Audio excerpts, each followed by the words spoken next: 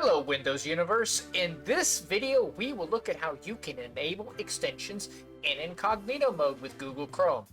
As always, we will link an informative article in the description down below that will go more in depth on the subject. This is a pretty straightforward exercise.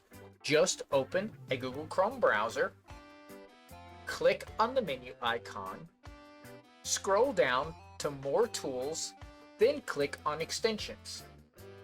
Google Chrome will then show all of your extensions.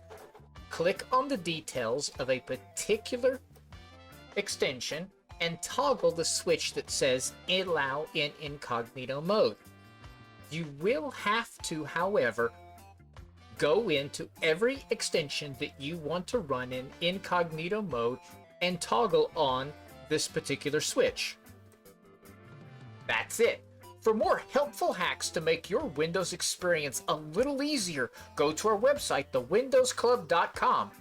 Do not forget to give this video a thumbs up and subscribe to our channel where we are always adding new content to make your digital universe just a little bit easier. Thanks for watching and have a great day.